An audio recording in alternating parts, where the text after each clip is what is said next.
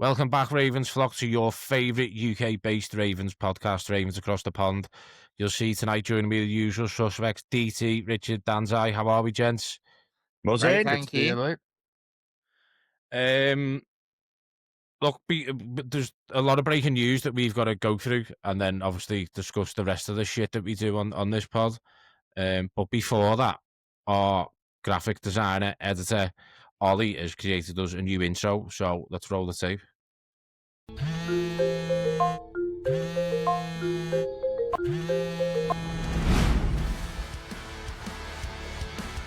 Welcome to Ravens Across the Pond, your place for everything Baltimore Ravens. From a fresh, European perspective. Plenty of laughs, plenty of piss-taking, and of course, questionable insights. Sit back, relax, grab a beer, and enjoy the show. I like it, gents. Views?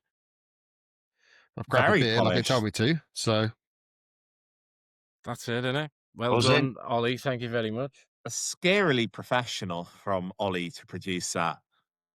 on how many I events he mean, went through getting We've, that we done. we have worked out that he left me out of intro but put me in outro. We'll get there in the end. Work in progress. Yeah, I do need to remember that I'm not paying him for any of his services yet. So I can. He's done I about can let 50 him hours off. this week as well. Bless him. So breaking news then, gents. There's quite a bit of breaking news to get through. Obviously for the pod, a member of the pod, and then 2 bits of Ravens breaking news this week. So I think it's only fair, gents, that we start off with the biggest news of the week. DT and his lovely missus welcomed in the newest member of the Ravens flock into the world this week. DT, from all of us, congratulations. How is parenthood? You've got a couple of bags under your eyes there. For a moment, I thought the UK had borrowed some pandas again off China and threw one of them on a pod, mate. So how are you doing, mate? How's the beloved as well, and how's the little fella? Yes, all good. Slightly sleep deprived, but that's what watching the Ravens does to you, to be fair. So these bags are probably from watching our last few games, not the baby. But there we go. having a screaming baby is somewhat less stressful than watching the Ravens these days, but that's good. Wife is doing really well as well. Everyone's chilled. I think the baby's still asleep at the moment, unless you can hear in the background some screaming, in which case I apologise. It's probably from Richard. Pandas, I thought pandas was an interesting comparison given their famous reluctance to procreate. But nonetheless, I'm glad what to hear it's all going well. Oh, what about a polar bear, Tom? Well, yeah, there is a polar bear. We're gonna miss his press conference, Danzy. I mean, talking about procreation on the subject of baby and pandas. Just an interesting fact for you. Did you know that during the time of intercourse, when a man ejaculates, up to between 40 and 500 million sperm are ejaculated at the point of ejaculation, which staggers me because out of 500 million sperm, fucking Daniel Falele managed to be the fucking fastest. I was wondering where it was going. yeah. I thought it was going to be a comparison to the speed at which sperm come out, in which case I thought I'd that's walked- significantly faster than Daniel Falele too. I thought I'd walked No, into a year 7 biology lesson. No, the best part of Daniel Falele dripped down his mother's leg. Um, I think we've just lost the female viewership. Sorry, female viewers. I mean, on the subject of female viewers, we've had a lot of positive comments. We've got a huge fan of the show. Henrietta, I know you'll be listening to this tomorrow when it comes out, so thank you very much for your support and kind words. I know you liked the comment about Rashad Bateman last week. It's appreciative. Second bit of breaking news for the podcast. You may have noticed if you follow us on social media, which a lot of you do, TikTok and Instagram, and if you're in the community, an announcement went out in the community today. Long and short of it is, due to the work that not just myself, because it hasn't just been a solo effort, It's been a combined effort by all the lads you see on the podcast today, all the lads that have been on the podcast, you know, the guys in the background, Ollie, the work he's done on social media, getting all the content out there. It's down to all of our viewers and listeners. You know, the listenership on Apple and Spotify is through the roof. YouTube is getting up there. We know it's a hard nut to crack, but the bottom line is, after a week of talks and, you know, kind of not thrashing things out, but having good positive conversations, at 6 o'clock today UK time, we were in a position to announce that we have entered a partnership with a company called Stacked Gaming. They are it's a new NFL bet tracking app in the UK. It acts as your betting assistant, showing you all your live bets and accumulators in one simple view, so you can keep track on what's happening in real time. It provides you live notifications so you never miss a key moment, and delivers insights on your betting so you can work out where you're strong and where you need to improve to have a profitable, but most importantly, an enjoyable betting experience. They're over the moon with the work we do. They're excited. You know, starting from next Thursday when we do the preview episode, there will be a kind of short betting segment where all of us will pick one leg of a bet, throw in a little bit of money, put it on, and we will see how much money we can win before the end of the season. So, guys, for me, thank you very much for everything. Just quickly, what are your views on this partnership and what it means for the pod, and also Stacked? Because they're like us. They started off halfway through the NFL season. So they were behind the curve like we were.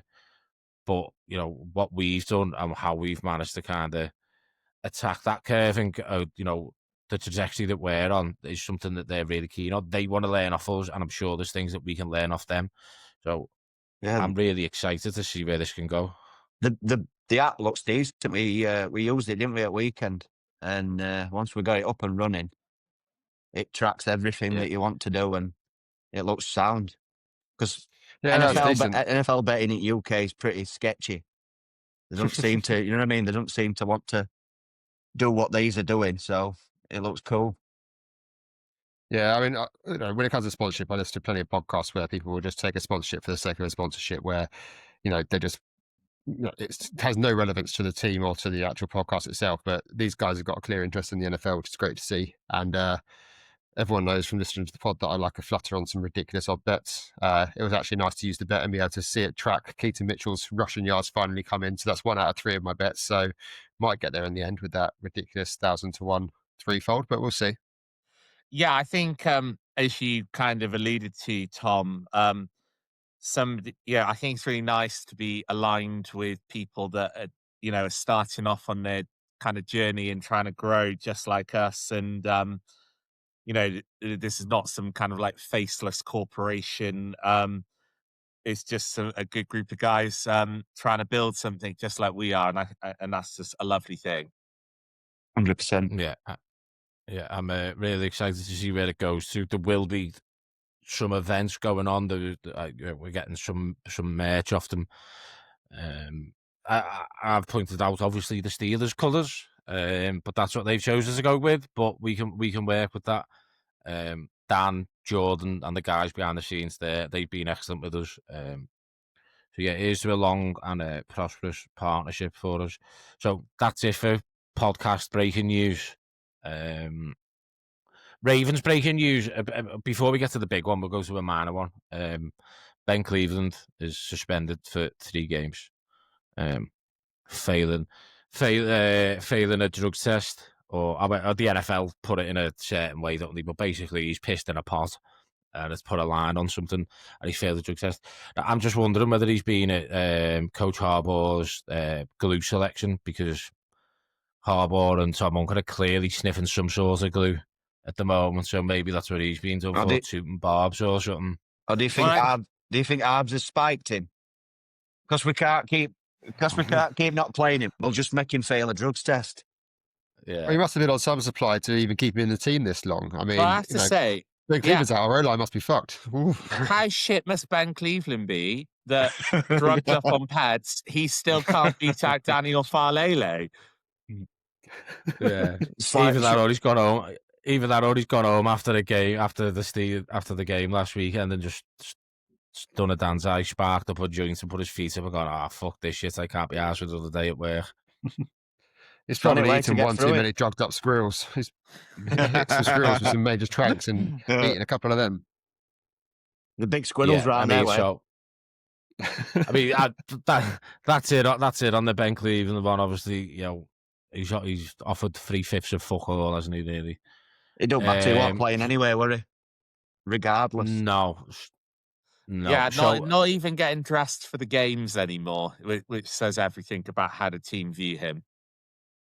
Yeah, Blocked one field uh, goal, didn't he, last year? That's about the only thing he's done in the whole time he's been with us. Well, that's more Yeah, than you've done during your time in the NFL, DT. Oh, sorry. And what exactly have you done, Richard? Fucking hell. You know, I'm not criticising the man for his blocked field goal. I think this podcast alone is a more positive contribution to the NFL than Ben Cleveland is. So fuck you, Richard. There you go. Yeah, there we go. And that sums up the Ben Cleveland section. On to the biggest breaking news for the Ravens this week.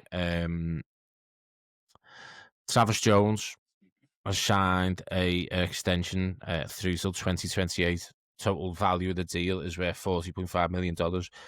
Now, there's a couple of interesting factors to this one. I think it's all before Richard dives in on this, because I know he's got stuff to say. I think it's all fair to say that we all expected that he was going to get a free agency in the off season. The other factor behind it was the deal was done before Thursday. Now, the important thing around today and for this deal was there was due to be a hearing today because the NFL Players Association had filed a grievance over Jones's contract status. So obviously Jones was in the final year of his rookie contract, but he wasn't scheduled to be an unrestricted free agent, all because he failed to report to training camp by the mandatory date.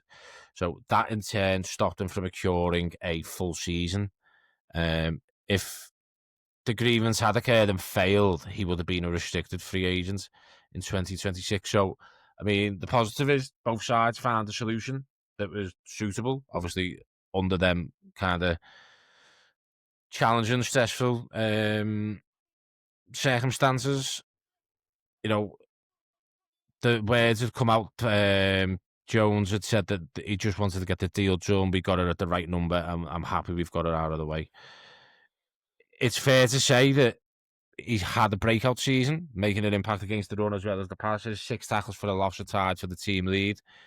His 1.5 sacks and 5 quarterback hits already tie a career high. So yeah, Richard, over to you, mate. Yeah, it's just really interesting, isn't it? Because obviously we've all talked, and I mean, I've been quite vocal as well. I didn't think we were going to get Travis Jones back for 2 factors, really. First of all, you know, we've already paid Madubuike big money in the interior of the defense, and you know, to an extent, I sort of believe in spreading the cap around, but also I think we just thought he was going to hit free agency and be a very popular acquisition. It's kind of mad, isn't it? Like for players, the new collective bargaining agreement has real life consequences. You know, kind of fuck around and find out. And he didn't turn up to training camp, and he's put himself in. I mean, he's got 40 million reasons to be happy, but he's put himself in a really bad contract position. You know, almost backed himself into a corner because do you take that kind of 1-year deal and get paid, you know, $4 or $5 million on as a restricted free agent, or do you kind of accept less money but have the generational wealth? I'm really excited that Travis Jones is going to be a Raven for the foreseeable future. I think he's an ascending player. I think he's got better every single year he's in the league. You know, he's going to be a real force for us in the middle of the defense. I suppose I worry, and look, Madubuike's status is up in the air. Is this a sign that the Ravens don't think Madubuike is going to be back? Think so, unfortunately. Also, I think EDC's tactics of forgetting to tell people about training camp so they can get them on a cheap deal is working, because didn't we do that with Bateman? Just We forget did. to text him. Oh, it starts on Tuesday. Really, it was last Tuesday. And then we thrash out a deal about $50 million cheaper than what or he's probably going at in free agency. But yeah, I think Yeah, I think think that- writing's out wall from Namdi. Yeah, I think it's not our place to necessarily speculate. I think it's easy to kind of put two and two together with Madubuike, and whatever happens, it'll be a career that he didn't want to have. Whether he can still play in some capacity, it's probably not going to be the way that he would have wanted his career to go in the way it was looking to go. So it's a sad situation all the time, and we'll obviously have probably more news on that in the off season, I guess. But yeah, I'm buzzing to have Jones. I said before that he's one of the key players that I would like to see getting signed to a new deal. Still a couple of question marks over who else we get in there, but yeah, really excited by this news, and a great price for the player and for the team. What does this mean Yeah. for re-signing Linderbaum if we spent that money? Do you think that we can still get that over the line? So he's I think it depends on how we restructure other people. Like, obviously, a lot of it's going to come down to Lamar and whether we can get a favourable extension in with him that helps to free up some cash. I think there's, Linderbaum's obviously the biggest question now in terms of re-signing, but we've got a lot of players that are going into, end of contract. Players like a Woozy, I'd love to see us get signed to a new deal as well. Pancake Pat, he's up in summer. He must be a lifetime Raven. 1 year deal. We'll just keep it rolling. I hope so. Yeah, I think Pat Ricard will be the same as this year. Like, free agency. He'll have teams. I think if the Ravens match whatever he gets offered, or gives him a decent return, regardless of what gets offered. Like he did in the off season. He's a Raven. He wants to stay a Raven. Just on the subject of the deal for Travis Jones. If you were to make a call on it, Rich, if you were the Ravens organization on one hand and you were the player on the other, which side is happier with the deal? Travis Jones, because he kind of, as you say, backed himself into a corner, or are the Ravens more happy because of what Travis Jones has done? It's put them in a position where they can kind of take a bit of money off the table. I think the Ravens are by far the happier side of this deal, in terms of we've just got a significant value on a really good NFL player, really popular player in the locker room. Just it's one of those guys that you're desperate to keep in the building. I think I worry if in maybe a year or two's time, Travis Jones is going to feel that he's significantly underpaid, and we could see some shenanigans. I mean, I don't think he's the type of guy to do that. Doesn't seem like a diva, but I suppose it's a bit like Bateman in a way. We've seen Bateman get a bit of money added to his contract this off season. I could see something similar happening. I think. Travis Jones seems like a humble guy. He's come out and said he would like to buy his mum a house, and fair play to him. I'm sure he can buy her a lovely house and still have some spare change down the sofa. But yeah, it's one of those. He's going to look back, isn't he? And he's going to see what other players in his position playing at a similar level are getting paid, and he's going to think, I should have turned up to that training camp on time. Yeah. I think if it was me, I'm definitely sat on the Ravens side of the table, just giggling away to myself, kind of, say kind of, Travis, look what you could have had and look what you've got now. Which, don't get me wrong, for 40 million big ones isn't to be snuffed at. You know what I mean? But I think the bottom line and the most important thing is his situation is sorted. He doesn't need to go through, he didn't have to go through that hearing today and the grievance and, the possibility of being a restricted free agent. And on the Ravens side, they've got a cracking player signed up for the next 3 years in Travis Jones. So it's a win-win all round. Something like 25 million guarantee. It's hard not to smile in that situation, surely. Yeah. If I got 25 million guaranteed, you could afford to leave a few quid on the table.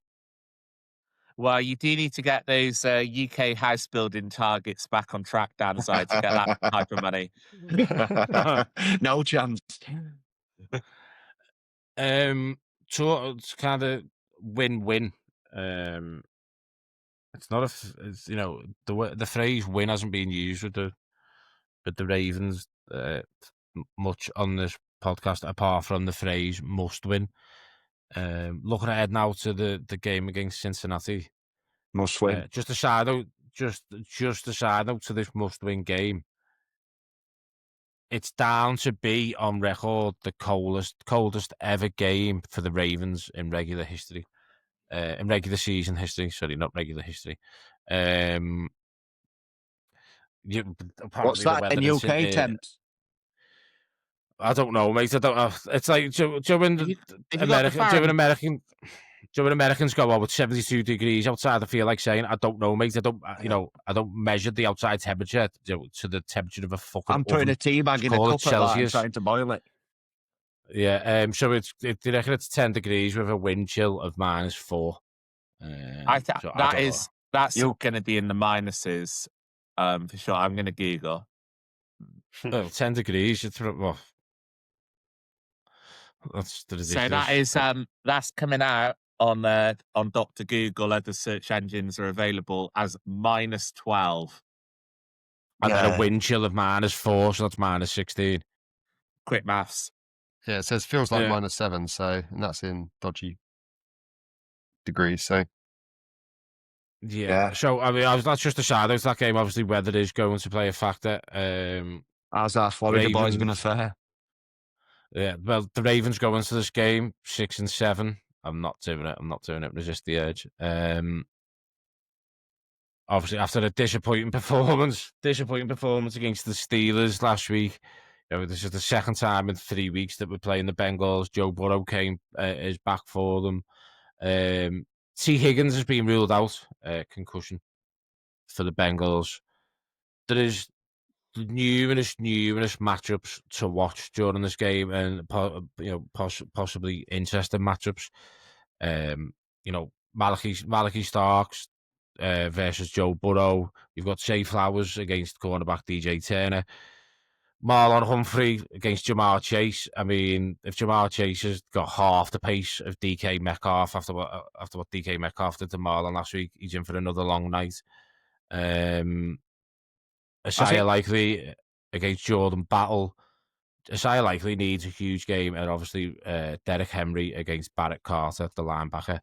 So they're just a couple of matchups to look ahead to in this game. What are we thinking, gents? We need to get our tight ends in middle at field, because when I was researching a bit earlier, they've been pretty good on outside, but they're one at worst centre field ranked defensive teams.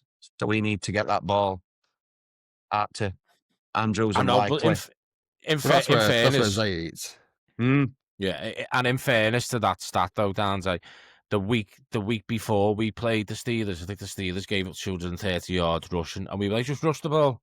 Yeah, true. You know what I mean? Well, yeah, you did leave off one key battle, which is Keaton Mitchell versus our own training staff. Yeah, versus the sideline. He's back practicing in full, wasn't he? Because he had that knee injury, and I know he's limited on Tuesday, but it was full yesterday. I don't think Fridays is out yet for us. But hopefully Mitchell's back to have another 50-yarder. I think we're benefiting again from T. Higgins being out from that concussion again.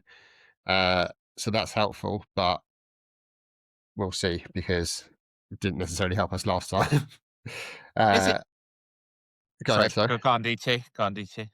No, I was just going to say, so I think, hopefully we've learned some lessons from last time. We know Burrow loves to throw the chase. If we can get, our quarterbacks are fully fit. Obviously, in the last game against them, Nate went out partway through, didn't he? And we were struggling to cover Chase. That hopefully won't happen, and we can have a good game and we can just put it to bed. So it's interesting, but fairly confident from our lack of injuries that we can do well. We need to get some pressure on Joe. Is it worth addressing, the comments that Burrow's come out and made this week? It all started sounding a little bit Andrew Luck. Yeah, and I was going to mention that. As always, Richard, you're premature, but we'll go with it. Um, Joe Burrow, is it a guy who is fed up with the injuries? Is it a guy who's fed up with the Bengals organization? Or is it what I think it is, a bit of both? Obviously, you see with Andrew Luck. Now, Andrew Luck was phenomenal, a phenomenal quarterback, and he had his career shortened by a shoulder injury. He was sick and tired of the rehabilitation. You know, he stepped away from the game. He probably did it at the wrong time because he left the Colts in a little bit of shit, didn't he, just before the start of the season? Um, do I think Joe Burrow is anywhere near following through with obviously what he's saying in these ways? You know, he's not saying it, is he? He's there or thereabouts when he says it. No, I don't think he is. But do I think he's starting to kind of weigh up the factors and go, I don't know whether I can do another 2 years of this shit with injuries, and obviously, you know, the Bengals organisation off the field. You know, we saw all the stuff in the off season and Hendrickson and all that, and the money situations and the way they treat players. You know, reportedly, maybe it's just all come on top of him, and he's thinking, how much longer can I deal with this? Because I think if it was just the injuries, I don't think he'd be contemplating it because you know he's young enough. It's not like these injuries are taking longer than expected to recover from. They're taking the time that you expect to recover from. As he has a lot of injuries, yes, he has. But I think when you throw in the combining factor of the front office and the Bengals organisation, I kind of just think it's got to him a little bit, and he's probably right. He's probably wrote down on a bit of paper pros and cons, and he's been, you know, in a. It's probably not the best place to do it though, as well, in a press conference and sit there and, you know, Think go on. can't you remember last summer when he come out and he were like, yeah, I want Chase paid, I want T. Higgins paid. So he's obviously you're paying your 2-star wide receivers the top money plus him. You can't pay everybody. So he wanted to get his mates paid, and ultimately they've got nobody on that offensive line to protect him. So you know what I I mean? mean, I think it's a tough one. I think I said it before in terms of obviously how the draft works. It must be really shit. Like, I know, you can't say, oh, it's really shit because you're getting paid a shit ton of money, blah, blah, blah. But like, you are the absolute standout player that year. You are the best quarterback in that year going into the draft. You're the best player getting picked first overall, and you have to go to the shittest team. Like, that in itself is a pretty shit situation. And, you end up with the Bengals. And for him, he's gone into that. Then they've turned it around a bit. He's got to the Super Bowl, living quite high, riding high on that. Then he had the injuries. His whole career's been a bit fucked over by that. He's watched the Bengals be absolute shit again as a result of him being out and a result of the team just being quite shit. Then he's had a load of things with obviously the organization being shit. And it's one of those things where, it doesn't matter how much you're being paid, whether you're on minimum wage or whether you're a multi-millionaire. If you don't like your job and you're not having fun at your job, it's shit. Like, and in your life, you have a lifestyle, and he's probably got a great lifestyle given the money he's on. Cool. But like, if you're just really, really hating your job and you don't want to go to work every day, whatever you're doing, like, that's going to be fucking awful for your mental health. And then do that, and then obviously have an organization that seems to just be pretty dickish towards their players. It's like, he's probably thinking, well, I've earned enough now. Why the fuck am I doing this? And that in itself isn't a good way to live your life from a player perspective. You're not going to be turning up giving 100% when you've got that mindset, have you? Are you? Like, Ultimately, when all them rookie deals expired, rug got pulled, didn't it? Yeah. As soon as you start paying everybody, you realise that this ain't all fucking fun and games. And to run an organisation, you have to be selective and pick the players who will keep this team consistent. And you can't pay everyone. And he's Well, finding out. I think it's a really fair point, isn't it? I mean, I understand why an individual player like Joe Burrow would want to be paid at the top of his market. Especially, when you get agents involved and all the rest of it. But And, you know, I think the Bengals have made some poor roster decisions, you know, one of which would be T. Higgins. No, I love T. Higgins, great wide receiver. But if you've already paid Jamar Chase, maybe you should pay an offensive lineman rather than pay a second wide receiver one. But, you know, at the end of the day, like Joe Burrow could have said to the Bengals, I'll take $38 million a year and I'll still be generationally wealthy and I'll still be ahead of 99% of the human race. But with that extra $15 million that I'm leaving on the table, you need to employ 2 competent offensive linemen, please. You know, and he didn't do that. You know, he took all of the money and now he doesn't have an offensive line and he gets hurt all the time. So players need to be aware when they're making these choices about contracts, how it is affecting the team around them. Yeah. If you take 3/4 at cake and leave a quarter for the rest of the team, it's not going to end well, is it? I think Lamar is finding this out this year. I love Lamar Jackson, but why are we rolling out shit and shitter at both guards positions? Because we haven't got any money to pay a guard. Yeah. Well, this is Sorry. where our organisation is better than the Bengals. Like, we make better moves when it comes to finding people in the right bargain basement. But we make some better moves when it comes to contracts like Jones. You know, we are doing better things than the Bengals are for sure. It's also not like for like with our situation because Lamar hides a hell of a lot of frailties we've got on that line, like he did last year. Which now, when he's not as mobile, he's not as fit and healthy and confident, is now we can see actually it's fucking bad. That last year it smoked it all over, didn't it? His play just covered all the frailties. And this year now is not 100%. We're seeing actually, plus a little bit of regression, I suppose, on that line. Players haven't really stepped into them roles. But yeah, it's just straight maths. I mean, straight maths coming from a man like you, Danzai. I think can we're all work. going to No, question. I think we're all going to question that arithmetic, mate. To be honest with you, 2, 3, 4, 5. That's me done. Is that your is GCSEs that- fans now? is that you doing 2 + 2? Yeah, 5. The mad thing is, given Danzai's career, he's at risk of losing a finger. And if he does that, it's his maths that goes out the fucking window as well as the finger. You can only count to 4 then if that happens. Yeah. Yeah, Government have given him a free car there.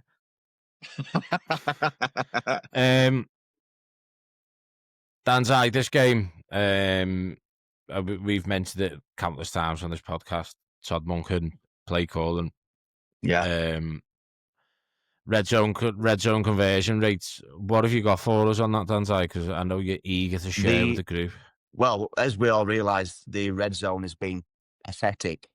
But in the Todd Monken era, so we've gone from 7th in the league with 61.8% efficiency to last year, 1st in the league with 74.2% to this year, which we can all see is 44.9%, 30th in the league behind only the Texans and the Saints. But the Texans are covering that up with the best defense in the league, which we haven't got. So, as you can see, we just don't punch the ball in. We don't get the ball in. We fail to score the points when we needed, and then we get leaky at back. So, yeah, that's the order of play. We need to score, and especially against the Cincinnati Bengals team that's going to score. We need to improve that massively, and Todd Monken needs to sort his shit out because, as we've said multiple times on here and in his chats, and it's just been tragic. I like to think that's what they've been absolutely drilling in training, especially after last week. Last week, there were some particular big fuck-ups in the red zone, weren't there, with the miscommunication with, which we've obviously saw more recently, that Lamar was meant to be throwing that ball not to Andrews, but Andrews got into it and D-Hop was meant to be open. And I don't think that's on Andrews. I think that's on, Lamar more than anything. But, then we kicked the field goal and there was controversy around whether we should have kicked the field goal instead of going for a touchdown on 4th down.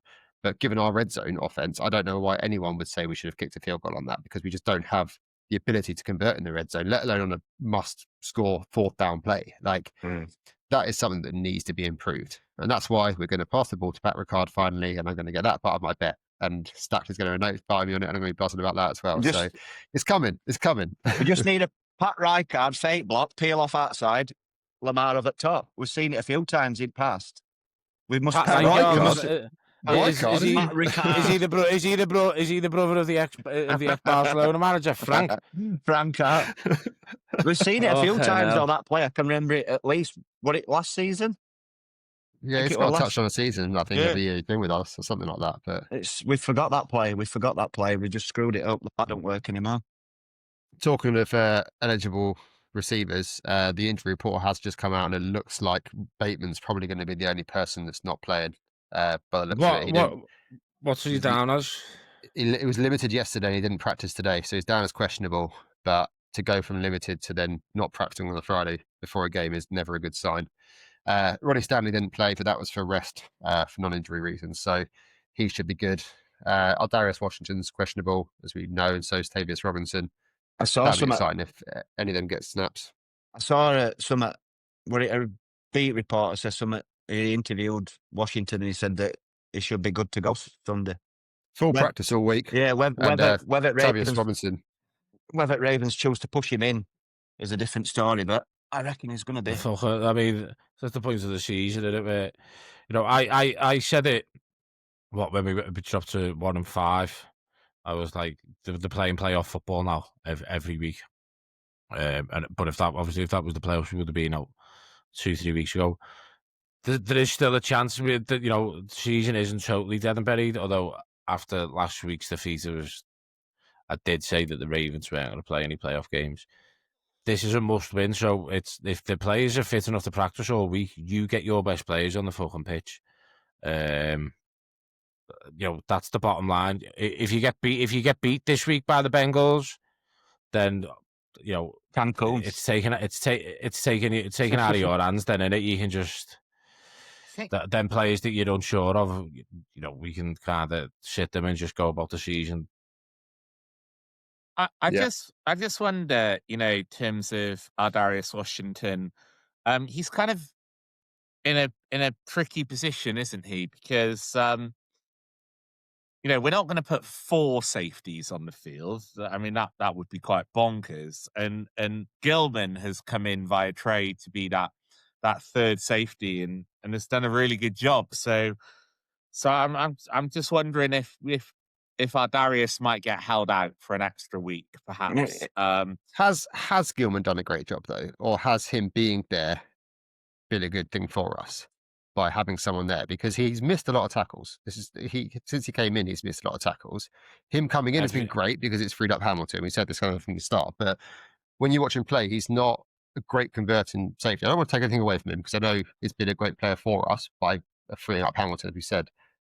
But when you watch him on the play, the tackles he makes, he often needs double teams in. Lots of players slip through his arms. So Washington will be an upgrade on that.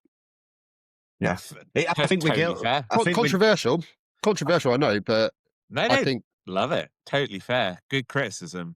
I think with Gilman, it's the communication and the experience at side of Starks that's helping, not necessarily his actual action. It's just having you'll go there, they're operating it, especially with Kyle moving further forward. Whether our Darius can come in and take that role off him, as well as tackle better, do better, we'll only see by finding out, won't we? Are you pouring another whiskey there, Rich? I am, yeah. Oh, God. Oh, the chat's going to go off tonight. Get it's a in. pub chat at the end of the night. Rich is going to be all over pub chat. 8 comments. Look, it's that time of the week again on the preview show where we all make ourselves look like. I say all. I didn't make myself look like an idiot last Thursday because I predicted that we would get beat by the Steelers. Okay, didn't get the scoreline right. Okay, people might say it was negative, but the bottom line is I was fucking right about the results. So fuck you all. That was still idiotic. DT, I'm gonna go with you. What's your prediction for the game? I think we win the game. I think, the last game against the Bengals was one that we absolutely should have won, and we lost because of stupid fuck ups. We were still pretty dominant in that game. I feel, other than the stupid mistakes. So I think, and the score they put up on us was flattering to them because it was just a point of our defence having to fucking blow out of their asses and be absolutely shattered because the offense was shitting themselves. So I think we turn it around, and I think I'm going to stick to my positivity, and I'm going to go with a 38-17 win. Who's up next? I think we're going to lose, so I think Yes! Get in, Dicky! Get in, Dicky! Get in! There's Let's just fucking two of us this week. I captain think optimism. I think, you know, even for Captain Optimism, it's been fucking turgid. No, I you're think- Captain Obvious. No one has ever called you Captain Optimism. You are Captain Obvious. And we've got the stickers to prove that. The problem is, right, well, you have to understand on that. My day job is trying to make 12-year-old kids understand basic facts about history. And that's Really, difficult. Dan's eye. Like, I have to be... No I clue have what to he's on be- about. I have What's to be history? Captain Obvious. But no, I think that after his Joe Burrow is going to be on a mission. I think it's going to be like 32-14 because we can't get anything going on offense. Right, well, if it's my go, Disgusting. I'm torn because my head and heart are saying two different things. But seeing as I know two people are going to predict a loss, I'm going to go with DT on a win. And I'm going to say 28-21, one score in it to us. I'm not sure I believe that myself, but I can't have a 3-1 Bengals win on this podcast to us. They're going to run us out of town.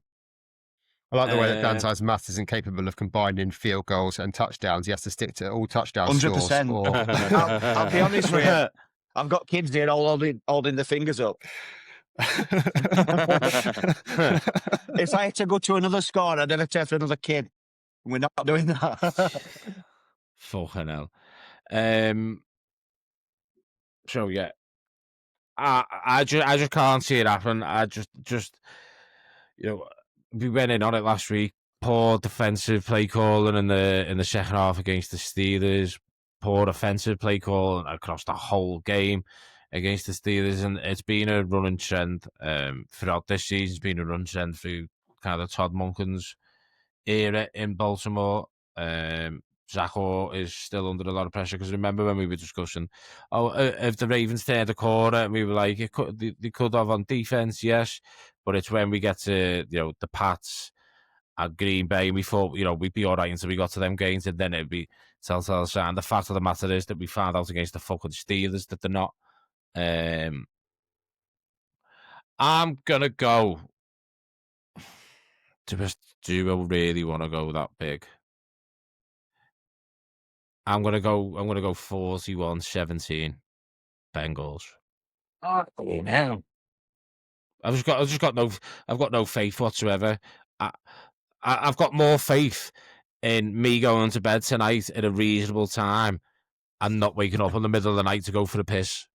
I've got more faith in me having a undisturbed sleep tonight. In fact, I've got more faith on DT having an undisturbed sleep than I have the Ravens winning. I'm going to sleep on the sofa now to make it happen. He's booked his said he's the Premier in. Yeah, and DT's got a newborn sperm. It's just not happening. It's just not happening. Tell you what, if we get blown out like that Sunday pod's going to be interesting. I'm going to have 16 pints just watching game. Yeah, it might be another incoherent podcast from me. Yeah, obviously, listeners, viewers, Nathan's not here tonight. And so there's no fantasy flock up this week not because we didn't want to do one, because we did. Nathan gave it the big one, saying that he's wrote it all out and that. But proof is in the pudding. He's about as much use as a fart in a spacesuit, so we haven't got nothing fantasy wise this week, other than the Traitors Dynasty's reached its playoffs. DT, just wondering, like me, are you on a bye? Yeah, I think I am on a bye. I think I finished top 2 because I was that good. I think I finished. I think I'm on a bye. You must be on a bye, Tom, right? Yeah, you were top 2, right? Yeah, I'm number 1 seed. it's always nice to be above a Welshman, above two Welshmen actually. The other Don't know, Welshman Rich on likes this to be pod, below them. DT, the other Welshman on this pod, did he also give you shit about your drafting choices? He Or did. was it I just actually me? found the receipts in the chat the other day when I went all the way back and found Rich saying, "You're all drafting terribly." That was his exact quote. It's all right, Yeah. guys. Gave us some massive. I've got you covered because I've got Richard in first round, so I'll just see him straight off. I have To to be fair, say, you were the highest scoring overall, Dan Zion. I know, You didn't finish top two, so I've- Rich is going to get I obliterated. have to Top say, picture. I do apologise for being a bit captain obvious because you were drafting terribly. You just had some better injury luck. Well, here we go. Oh, there you Bad go. trade. However, Calm down, Joe Burrow. sitting there smug with your first round buys, well, your team's going to be rusty going into the second round of the playoffs. Fuck off. Your There we team's go. going to be in Jesus Cancun, Christ. Rich. Well, you know Uh, what? Making the playoffs, I have absolute. So obviously the stakes of this is we're going to pick our draft spots for the dynasty. I have full faith that you're going to pick terrible draft slots. No, I mean, everybody knows when you're doing a dynasty, you don't want the number one pick. Don't tell Dan like that. Dan's Don't how you want pick Listen. if we extend to a 12 league, you want pick 5, 6, or 7. I'm just taking all these notes for Richard, so when we come back on and I've won it, I can just say, "Oh, I've got the receipts." Okay, Look, Amon Ra's going to Nathan- score I 3 mean- touchdowns for me. I mean, do you know what? I thought the writing was on the wall for me last week when Jamal Gibbs scored a hat-trick, Richard. Somehow I pulled it out the bag. My win percentage went from, after Thursday night, it went from 13% at the end of Thursday night to Sunday evening, about before the 9 o'clock games, is a 63% chance. I've, So you can't, I can't see you doing it, Rich. To be honest, mate, you've got more chance of resurrecting your hairline than you have of your season hopes. So don't worry. Jesus Christ. Well, that was So yeah, catty. While So- we're still on fantasy, I'm playing as other podcast host Oliver, and Kyle Pitts got 50 points for him yesterday. oh, did he? Yeah, I'm playing him, and he got 51 points, 3 touchdowns, and about 4 million yards. I can't believe he's not done a thing all year. Well, that's the thing. Nathan's thing would have been too late anyway because you had Carl Pitts absolutely putting up a massive amount, so would have been all Unreal. over regardless. I couldn't believe it when I Nathan woke is up a- this morning. Nathan is also fuming. He texted me that something like, I think he scored the 3rd most points in the league and missed out on the playoffs. Aw. He was saying it was a fix, which I can't have because he's co-commish with me and Roller. So yeah, Nathan, I'd say dry your eyes, mate, but Everton are at the Bridge tomorrow. So yeah, I hope you have a shit game at Stamford Bridge. And stand by for many voice notes tomorrow when the Blues get 3 points and take the 3 points back up the road. That's it for our fantasy section this week. Hope you enjoyed that. Probably a bit more informative. Probably a bit more informative one that Nathan gets out.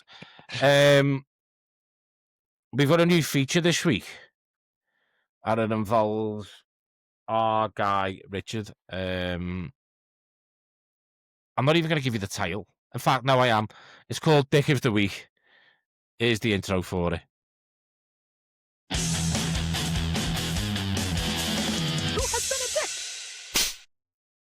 So, Richard, Dick of the Week. There's many to choose from. I'm talking about NFL here. Who has been a Dick of the Week in Well, regards to the Ravens? As we know, dicks come in all shapes and sizes, and this week they come in with stripes on because the referees did not help us out against the Steelers, did they? As much as we can watch a game, in wasn't our best game. First of all, they mugged us off for 4 points with the Travis Jones roughing. That was potentially the most gentle roughing I think I've ever witnessed. And then I think it's fair to say that Likely did score that touchdown. What else does a man have to do to score a touchdown in the NFL? And to say we lost the game on two two controversial refereeing decisions, an 11-point swing in that game. Agreed.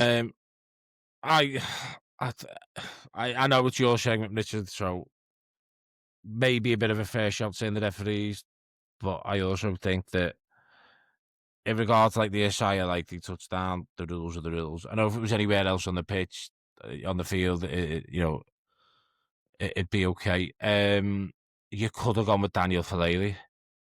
Every week. Did anybody? Has anybody seen the clips of Shannon Sharp and Chad Ochocinco? I've been watching it every day this week. It's best stand-up routine I've seen. We could just call this segment Falele of the Week. And just play clips of him whiffing past. What is that, my man? Is that my? No, oh, no. Like Shannon Sharp says, I don't know what's gone here, but he's always at the scene of a crime. Oh, yeah. It's like Good Morning Football used to do their angry runs, or maybe he still do, I don't know. Yeah. Daniel Falele would just be a confused guarding segment. It's just the neck turn of the week. Huh? Like fucking It's like the old, Scooby-Doo. who was it on Soccer Saturday? Yeah, the old Cammy one where it was like, oh, it's been another goal. I don't know, Jeff. Yeah. Has it? It's just been another sack on Lamar. What's happened there, Daniel? I don't know. Has there? Who are you supposed to be blocking? I don't know, Habs. I mean, on the subject, back on the subject of Daniel Falele, I ripped him at the beginning of the podcast, and I'm going to continue that. I'm no old bars over me. You would have seen yesterday that TJ Watt was hospitalised after an incident at the Steelers, a medical incident at the Steelers facility. Since came out today that it was caused by some dry needling procedure. He has to have an operation to repair a punctured lung. The conversation came about in the WhatsApp group about TJ Watt, and I think someone wrote, even with that recently inflated punctured lung, he could still get past Daniel Falele. To which I replied, and I was ahead of Danza. I didn't know Danza had this wrote and saved as draft to use. To which I replied, TJ Watt would get past fucking Daniel Falele in an iron lung. Danza was in the bath, had that typed, put his phone down, put his phone back up, and I'd already put the joke. Like, me and Danza don't share bath time stories together. It's just horrible minds think alike. Danzo writes down his great jokes, puts his phone on the side just to wash the suds out of his hair. Think, I'm going to send that one later. The lads will love this. Gets back and sees Tom for his Just suds out of his hair? It's not a Victorian chimney sweep. The suds, I said, not the soot. Fucking hell. Fred Dibner's come back to life. I know, yeah. Richard, you'd still have kids cleaning chimneys now if you get away with it. Well, you know what? You got to build resilience somehow. That's how he conducts his detentions. You can get up there and clean that. I imagine, though, Tom, you and Dan, as I don't share bath time stories. I'd imagine you'd share love of a rubber duck. A rubber duck? Anybody? No, another lad bleed. Stick of the day, not duck of the day, Richard. Come on, mate. That went down like the Kursk. Jesus fucking Christ! Explain that one. Explain. Don't put. Never mind pouring another whiskey. Pour the whiskey down. Pour me one, please. Yeah, I know. I feel like I need a whiskey through my eyeball. Explain that one, rubber duck. I feel like it was a very simple calling you both a bit dense, to be honest. Why did rubber duck make you dense? I don't know. He could just come out with that. It's no surprise. I mean, you can find that at dance. I mean, I'm not dense. I just have no filter. What you see is what you get. You know what I mean? Like, right. I'll say it how it is. I mean, not once in my life have I ever found a splinter in my arse. That's because I don't sit on any fences. I'll apologise to the listeners, and I'll work on my banter for next week. Your banter is about to be the same as God's. I'll take myself on a training course. You're the Daniel Falele of banter. The Todd Munker of banter calling. Jesus Christ. Yeah. Anyone got anything for pub chat? Richard's just provided it on himself, I think. Yeah. Fucking rubber ducks, I apparently. think we've just emptied pub, Tom. Everybody's gone. Take the last orders. Well, the new what- feature of the week, Dick of the Pod. I think we've got a winner. Yeah, we've got a winner there. Yeah. Richard, what whiskey are you drinking? I'm drinking Buna Habine, which is actually quite an interesting whiskey. So, it's from Islay, one of the whiskey regions, Scotland, which is famous for its peated whiskies. But Buna Habine, a bit like me, like to go against the grain, and so they produce unpeated whiskey on Islay, and I think it's really lovely. It's got a good kick to it. There we go. Right, so we're now down a lot more listeners.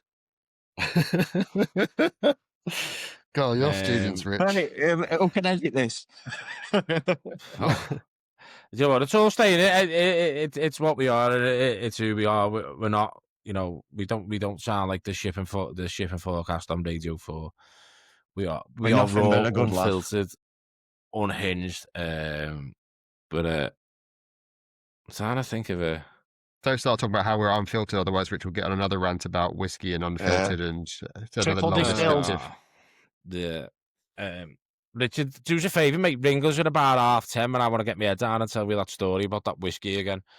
I might play it to my kid, actually. If they're awake tonight, I'm going to play that baby Richard's back to monitor. them. I'm just when you're editing the pod tonight, Tom, can you just clip together all of Richard's segments across since we started this, and I'll just I'll send play it you on the loop in the clip. crib and forget that Shaun the Sheep or whatever it is, the fucking white noise machine. White I'm just going to noise. get a white Richard machine. Poor Year 7 Jesus today got Christ. a 30-minute monologue on why Harold lost the Battle of Hastings. In fact, Richard, if I had a wooden leg, it'd have cramp now. One thing I do want to bring up is anybody. We all would have seen it. I know Richard is big into his college ball.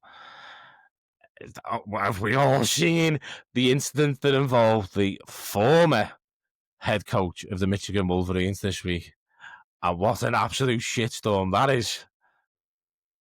I don't think I've seen it. You might have to describe it. Don't let Richard describe it, please, Tom. I think I need you to describe it.